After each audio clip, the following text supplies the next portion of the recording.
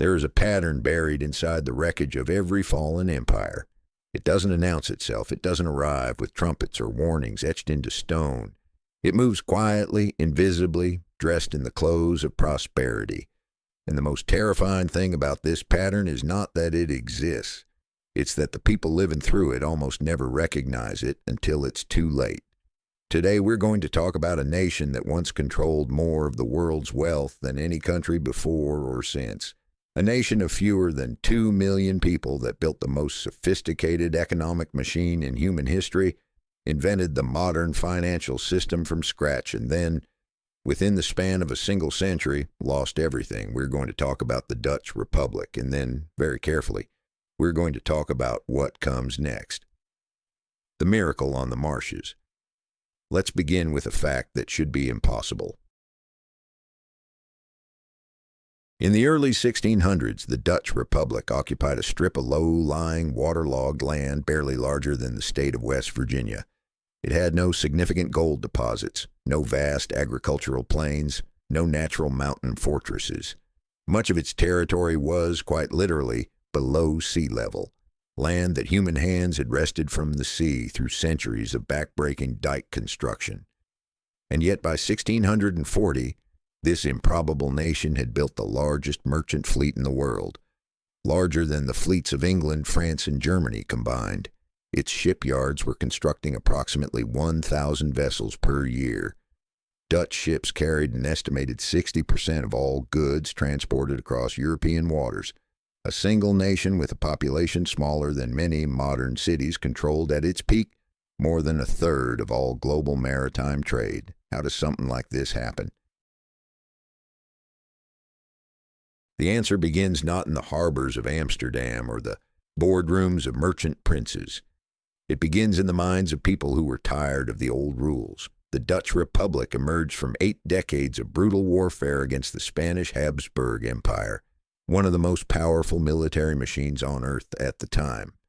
This wasn't just a political revolution, it was a psychological one. When the 7 northern provinces of the Netherlands formally broke from Spain and established the Dutch Republic in 1588, they created something genuinely new, a decentralized, merchant-led, commercially obsessed republic in a world still dominated by kings, aristocrats, and priests.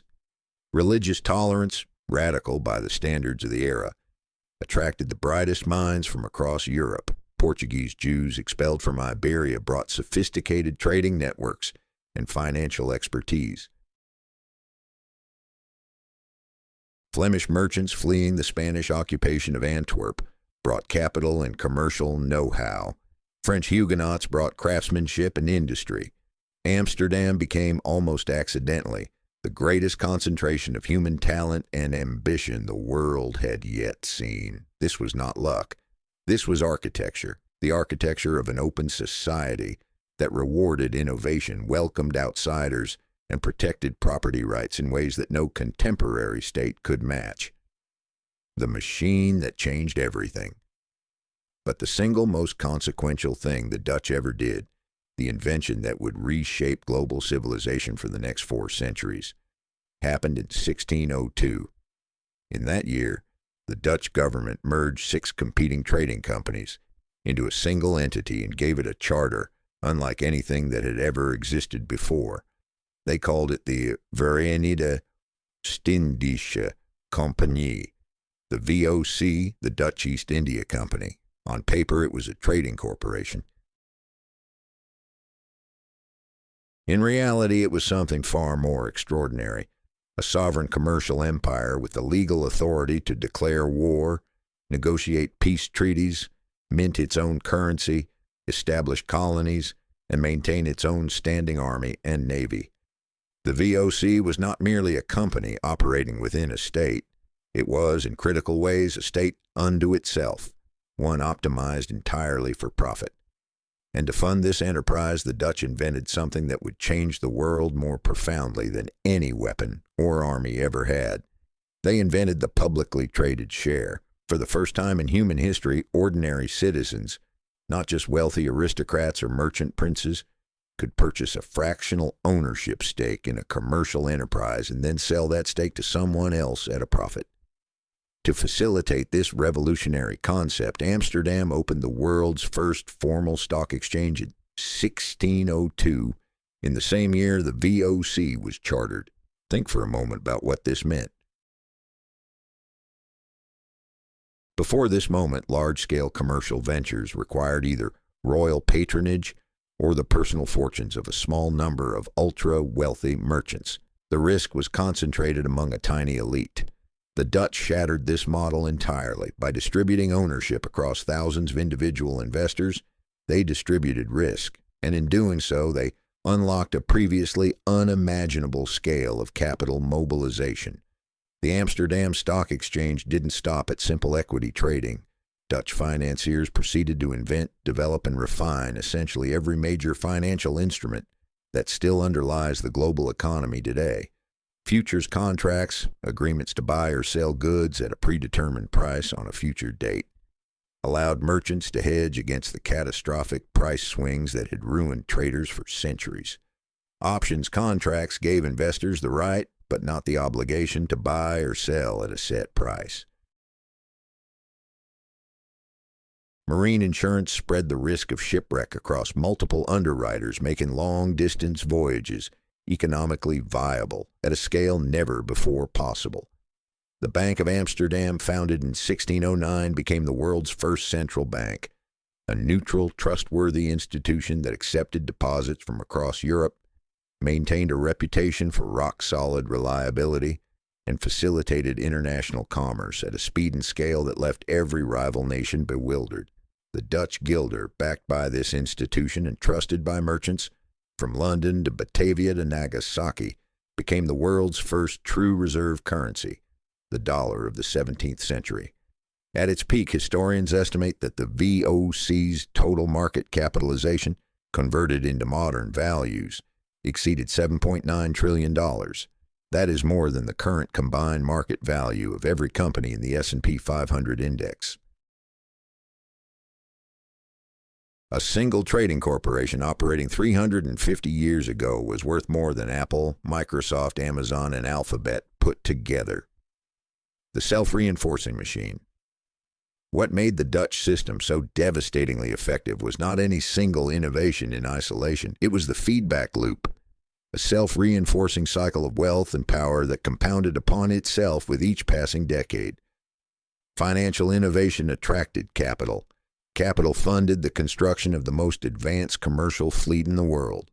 The famous Dutch Vloot, a revolutionary ship design that was cheaper to build, cheaper to operate, and could be crewed by far fewer sailors than any comparable vessel. This gave Dutch merchants a structural cost advantage that competitors simply could not overcome. Lower shipping costs meant Dutch merchants could undercut rivals on price in every market they entered. Greater trade volumes generated greater profits. Greater profits funded the VOC's military capacity. Its fortresses in Batavia, its naval squadrons patrolling the spice routes of the Indian Ocean, its heavily armed trading posts strung across 3 continents. Military capacity protected trade routes and enforced monopolies.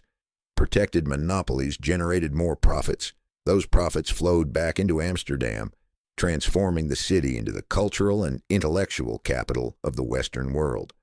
Rembrandt van Rijn painted his masterpieces for merchants who could afford to commission art because their ships controlled the nutmeg supply of the Banda Islands. Spinoza worked out the foundations of modern philosophy in the streets of a city where radical ideas could circulate without the threat of immediate execution. The University of Leiden became one of Europe's premier centers of scientific learning. Knowledge generated innovation. Innovation generated new industries. New industries generated more wealth. The cycle accelerated. By 1650, the Dutch Republic was producing more published books per capita than any other nation on earth. Its cartographers were mapping coastlines that European civilization had never seen before. Its merchants were the only Western traders allowed to maintain a post in Japan, a country that had expelled virtually all other foreign contacts, because the pragmatic Dutch, unlike the Portuguese missionaries before them, made clear they were there purely for commerce, not for conversion. In less than 50 years, A small nation of Protestant merchants had built the most sophisticated economic organism the world had ever seen. They had replaced Spanish galleons laden with plundered silver with something far more powerful, a system, an architecture, an engine that generated wealth through organization and intellect rather than brute extraction. The warning inside the triumph.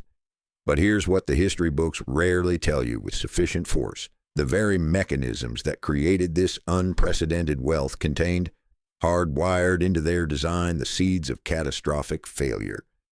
The VOC's quasi-governmental powers made it extraordinarily effective, but they also made it extraordinarily opaque, a corporation that answered to no higher authority, that operated across thousands of miles of ocean beyond any meaningful oversight, that maintained its own courts and its own military. This was a system almost perfectly designed to breed the institutional corruption that would, within a century, hollow it out from the inside. The Dutch financial system was breathtakingly sophisticated, but that sophistication was also a vulnerability. A system that depended on trust, on the perception of reliability, on the confidence of international investors, was a system that could collapse with terrifying speed the moment that confidence wavered. And the decentralized political structure of the Dutch Republic, 7 provinces, each with its own interests, each capable of blocking national policy, each fiercely protective of its own commercial privileges, was an arrangement admirably suited to preventing tyranny, but remarkably ill-suited to making the rapid, unified decisions that survival in a competitive world of rising rivals would eventually demand. The Dutch built a machine of extraordinary power, but in their genius for innovation and their passion for autonomy, they built into that machine a series of structural flaws so fundamental, so deeply embedded in the system's architecture, that no individual statesman, no matter how brilliant, would ever be able to fully correct them. They created the most powerful empire the world had ever seen, and they had no idea they were already writing the script for its destruction. In Part 2, we will follow that script to its devastating conclusion, and we will meet the specific mechanisms, the specific decisions, the specific betrayals that turned the golden age to ash. Empires don't die in a single day. They don't fall from a single blow or collapse under the weight of a single catastrophic mistake. They rot, slowly, quietly, from the inside out. And the cruelest irony of imperial decline is this: the rot always begins precisely at the moment of peak greatness, hidden beneath layers of prosperity so thick and gleaming that almost no one can see what is happening underneath. The Dutch Republic at its height was the most admired civilization on earth. Its cities were clean. Its citizens were literate. Its artists were producing works that would hang in museums for the next 400 years. Its merchants were the envy of every court in Europe. And beneath all of it, beneath the canals of Amsterdam, beneath the polished ledgers of the Bank of Amsterdam, beneath the mahogany boardrooms of the VOC, a slow, systematic, institutional decay was eating the foundations alive. This is the story of how the most sophisticated economic machine in human history destroyed itself. And it is a story with 3 distinct acts running in parallel, feeding each other, accelerating toward a finale that seemed, in retrospect, almost mathematically inevitable. Act 1, the corruption machine. Let us begin inside the VOC itself, because what happened to the company is a masterclass in how success poisons the institutions it creates. In the early decades of the 17th century, the VOC worked largely as its founders intended. Ambitious, ruthless, and extraordinarily competent men sailed to the other side of the world, established trading posts and fortresses, negotiated or enforced monopoly agreements, and sent back ships laden with spices that sold in Amsterdam for profits that bordered on the miraculous. The system was brutal, and we will return to that brutality shortly. But it was, by the standards of its age, functional. The problem was governance, or rather the catastrophic absence of it. The VOC was controlled by a board of 17 directors known as the Heren 17. The 17 Gentlemen. These men were drawn from the merchant aristocracy of the Dutch provinces, men whose personal fortunes were entangled with the company's success in ways that created immediate, obvious, and almost entirely unaddressed conflicts of interest. They set their own salaries. They awarded contracts to firms they owned. They reported to no external auditor and faced no meaningful accountability to the thousands of ordinary shareholders who had invested their savings in the enterprise. In the distant colonies, in Batavia, the colonial capital the Dutch had built on the northwestern coast of Java, the situation was even more dire. VOC officials stationed in the East Indies operated thousands of miles from any oversight, in a tropical environment where European mortality rates were staggering, where fortunes could be made in months, and where the temptation to enrich oneself at the company's expense was both constant and largely unpunishable. What emerged was a culture of systematic institutional plunder. VOC officials ran private trading operations on the side, using company ships, company warehouses, and company infrastructure to conduct personal business. They accepted bribes from local rulers and merchants, pocketing payments that should have flowed into company coffers. They falsified records, inflated cargo manifests, submitted fraudulent expense accounts, and manipulated the books to disguise the true state of the company's finances. The Dutch even coined a phrase for it. VOC officials became so notorious for their corruption that the company's initials, Verenigde Oostindische Compagnie, were privately said to stand for Vergaan onder corruptie, perished through corruption. But here's the truly staggering part, the part that should send a chill through any modern reader familiar with the history of large institutions. The Heeren 17 in Amsterdam knew their overseas operations were riddled with corruption. They received reports, dispatches, and complaints stretching back decades. And they did essentially nothing because addressing the corruption would have required a fundamental restructuring of the power arrangements that kept the 17 gentlemen themselves comfortably at the top of the hierarchy. Instead, they made a decision that would accelerate the company's destruction, facing declining real returns from Asian trade, returns suppressed in part by the very corruption they were refusing to address. The Heeren 17 began borrowing money to pay dividends, not earned dividends, not profits generated by successful commerce. Borrowed dividends, debt dressed up as prosperity, distributed to shareholders to maintain the fiction that the VOC remained the financial miracle it had been in its golden years. By the time the full scale of the fraud became impossible to ignore, the VOC had accumulated debts of 134 million guilders, approximately 20 times its original founding capital. Its shares, which had once traded at extraordinary premiums, collapsed to 25% of their original issue price. The greatest corporation in the history of the world had been transformed through decades of unchecked corruption and financial manipulation into what modern analysts would recognize instantly: a zombie company kept technically alive only by the continuous injection of borrowed money, its internal rot hidden behind fraudulent accounting, and the institutional reluctance of powerful men to acknowledge what everyone below them already knew. Act 2. The Wars That Bled the Republic. While the VOC was rotting from within, an external pressure was building that would prove equally catastrophic. A century-long series of armed conflicts with England that drained the Dutch Republic of treasure, ships, and strategic position with the relentless efficiency of a slow hemorrhage. The Anglo-Dutch Wars were, at their core, a collision between the world's two most commercially aggressive maritime nations. Two Protestant republics, oddly similar in their political structures and cultural values, locked in a zero-sum competition for dominance of global trade. There were 4 of them, spanning the years from 1652 to 1784, and each one left the Dutch position a little weaker, a little more exposed, a little more dependent on the financial reserves that were simultaneously being depleted by the VOC's internal corruption.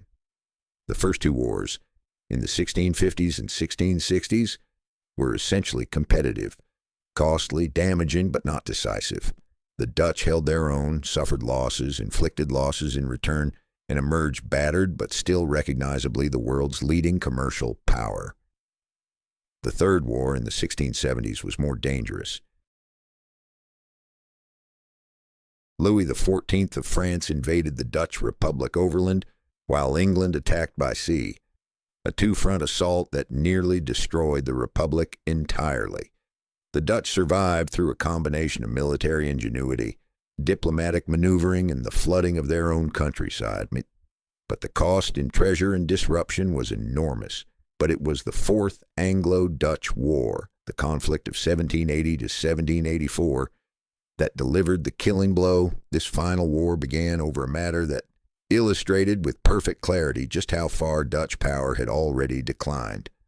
The Dutch Republic had been secretly supplying goods to Britain's rebellious American colonies, a profitable, if diplomatically dangerous trade that the Dutch hoped to conduct quietly enough to avoid British retaliation. The British did not remain quiet.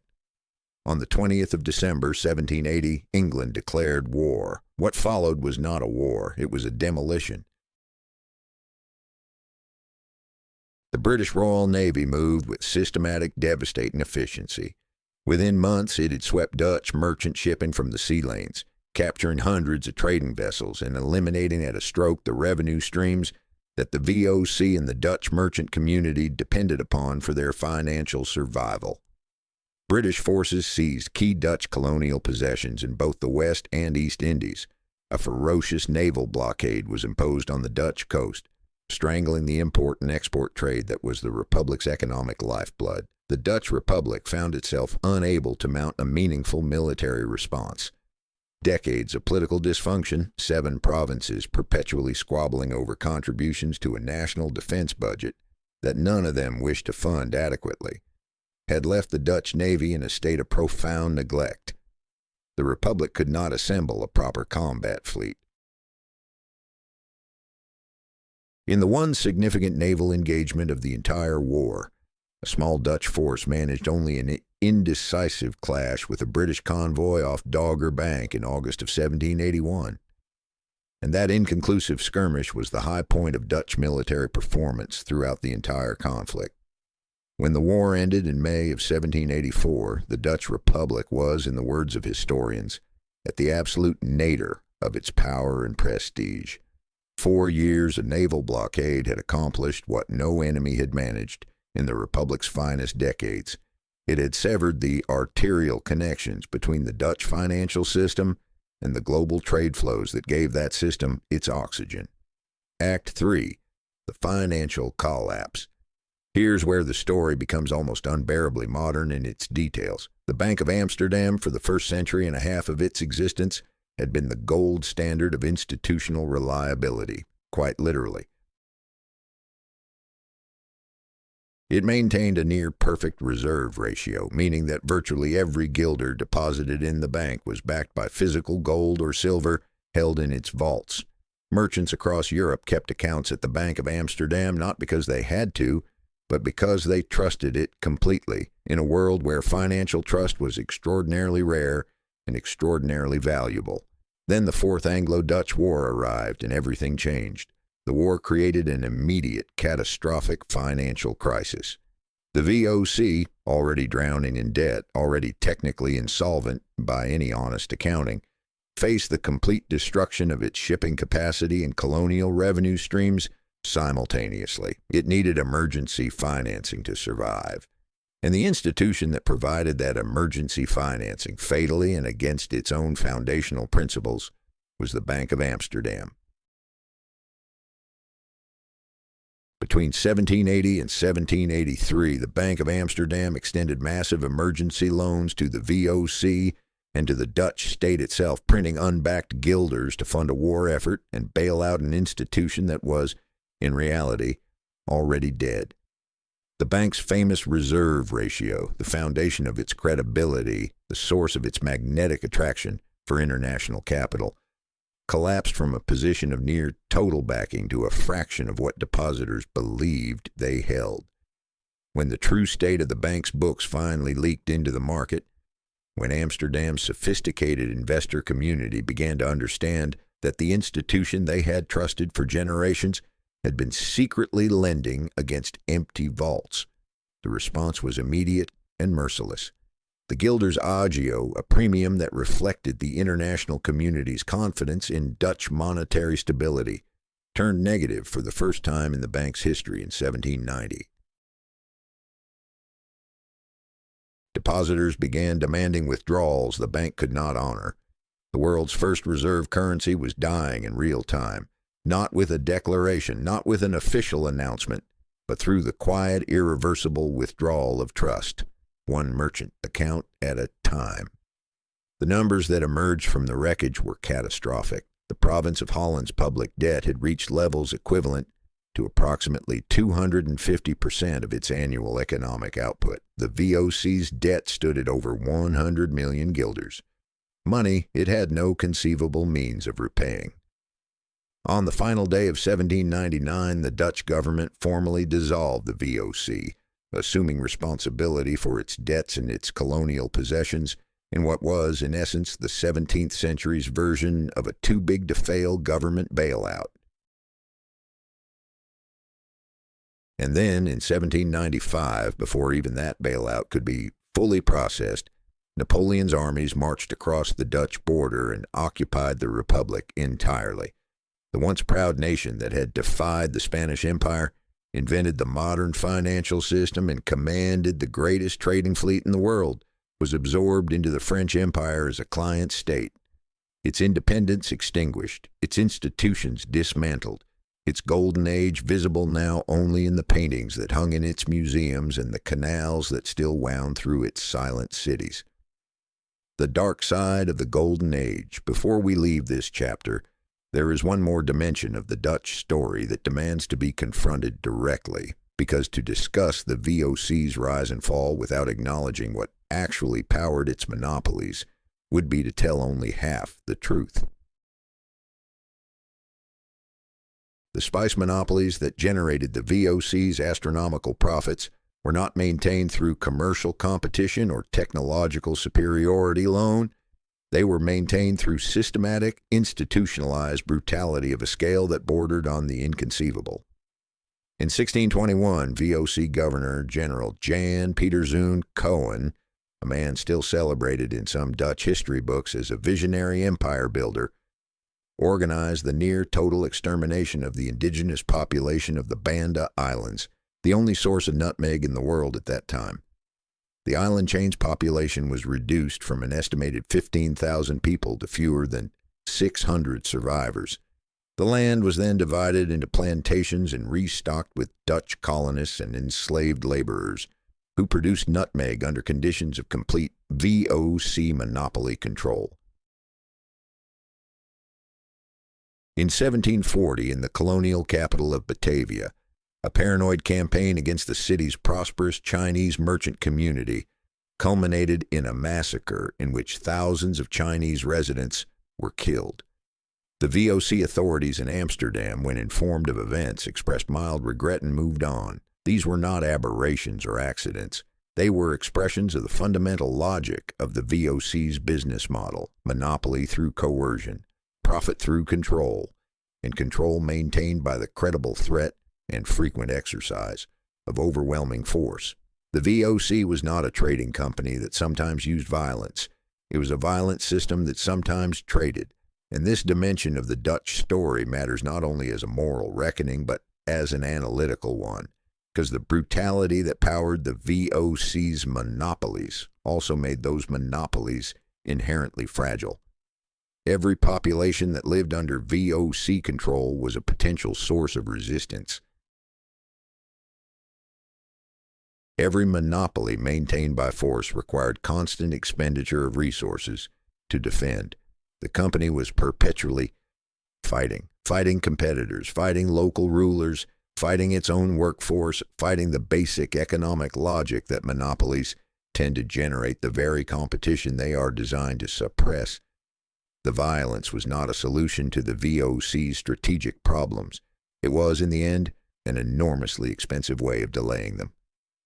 The pattern emerges.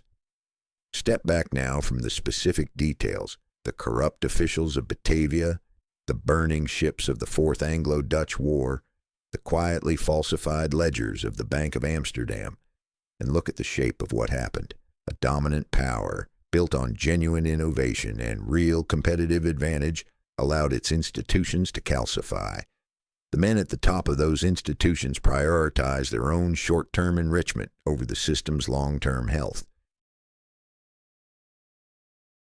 Warning signs accumulated for decades: the rising debt, the declining trade volumes, the growing military gap with rivals, and were consistently ignored or minimized because acknowledging them honestly would have required powerful people to accept painful changes to arrangements that benefited them personally.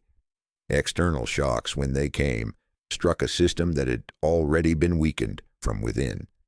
The catastrophic response to those shocks, emergency debt, currency debasement, institutional betrayal, destroyed the foundation of confidence and trust that had been the true source of Dutch power.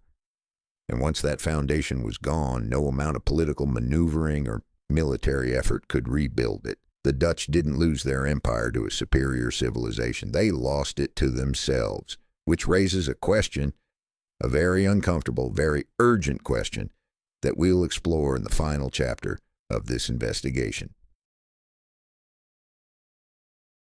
If you look carefully at the United States of America in the second decade of the 21st century, you will find a nation carrying $37.3 trillion in national debt. A nation whose dollar's share of global reserve holdings has fallen from approximately 70% to 58% and continues to decline. A nation whose primary strategic competitor is outpacing it in electric vehicles, solar panels, semiconductor manufacturing, and advanced infrastructure. A nation whose political system has become so deeply paralyzed by internal division that it repeatedly fails to pass a basic federal budget without manufactured crisis. You will find, in other words, a nation that is following the script, and in part 3 we will read the rest of that script together, page by terrible page. There is a question that serious historians rarely ask out loud, because the implications are too uncomfortable and the parallels too precise. But this is an investigation, and investigations follow the evidence wherever it leads. The question is this: what if the United States is not Britain, the power that replaced the Dutch and learned from their mistakes? What if America is the Dutch Republic itself, reliving the same script, making the same decisions, heading toward the same destination? Look at the evidence, not the comfortable version, the real version. 5 mirrors that should terrify you, the debt mirror. In 1783, Holland's public debt reached 250% of its annual economic output. Its political system, 7 fractious provinces incapable of agreement, could not produce the collective will to address it. The debt kept growing. The guilder kept weakening. The empire kept shrinking. Today, the United States carries $37.3 trillion in national debt, roughly 120% of GDP and accelerating. The Congressional Budget Office projects this figure reaching 150% within a decade. Congress, deadlocked between two parties that agree on almost nothing, has proven structurally incapable of meaningful fiscal correction. The Dutch couldn't reform their debt either. We know how that story ended. The reserve currency illusion. The Dutch believed the guilder's global reserve status was permanent, an entitlement, rather than something that had to be continuously earned. So they began spending down the trust that backed it, printing unbacked money, hiding the true state of the Bank of Amsterdam's reserves, assuming the world's confidence would outlast the destruction of everything that had justified that confidence.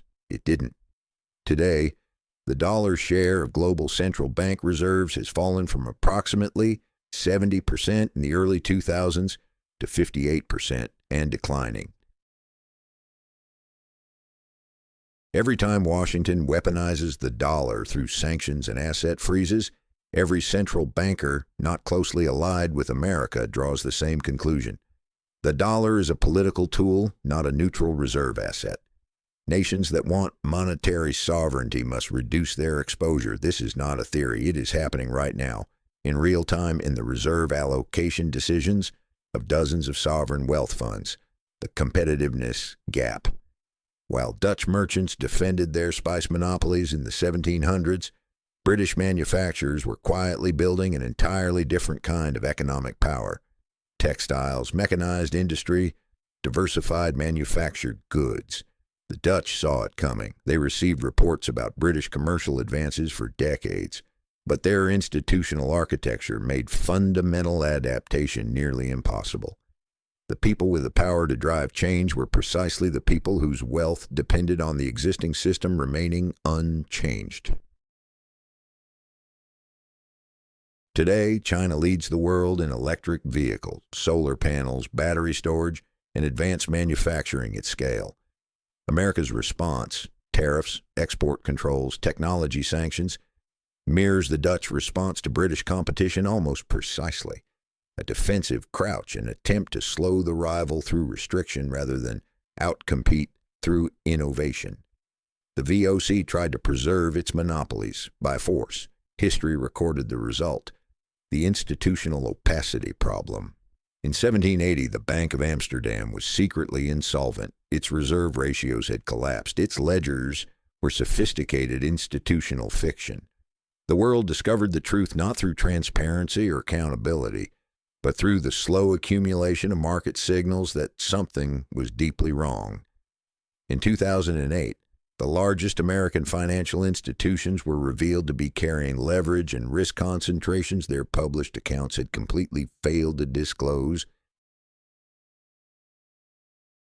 $11 trillion of household wealth evaporated. Almost no one was held accountable. The institutions were bailed out. The arrangements, in modified forms, were rebuilt. The lesson of the Dutch, that institutional opacity is not a technical failure but a political arrangement serving powerful insiders at everyone else's expense, was not learned. The succession problem. When the Dutch fell, Britain was ready to catch the system. Britain inherited Dutch financial innovations, absorbed Dutch capital, and maintained the global trading architecture. The transition was painful for the Dutch but manageable for the world. A relay race between two powers speaking the same institutional language. There is no such relay partner waiting today. China does not operate within the liberal trading order that American power underwrites. No other nation has the combination of economic scale, military reach, and institutional credibility to fill the role. What may be coming is not a transition. It is a gap. A period without a dominant stabilizing power in which the architecture that coordinates global trade and finance loses its anchor, and the world discovers expensively what it was actually worth. The verdict history has already delivered. The Dutch saw their problems coming. Their finest economists described them in precise detail, in documents that survive in archives to this day. The diagnosis was available. The prescriptions were proposed. What the system could not produce was the collective will to act before the crisis made action unavoidable. Decline is not destiny. The United States has resources and institutional depth that dwarf anything the Dutch Republic possessed. Its history contains genuine examples of successful self-correction at moments of national crisis. But the structural parallels are real. They are measurable. And they are being measured right now, quietly, methodically, without public announcement, by the central bankers, sovereign wealth managers, and strategic planners of dozens of nations who are already reducing their dependence on American institutions and American money. The Dutch woke up one morning to find the world had moved on without them, not with a bang, not with a dramatic defeat on a famous battlefield, but through the quiet, cumulative withdrawal of trust. One merchant account, one trade route, one diplomatic calculation at a time. History is not destiny, but history is not optional either. And right now, it is speaking very clearly. The only question is whether anyone in power is actually listening.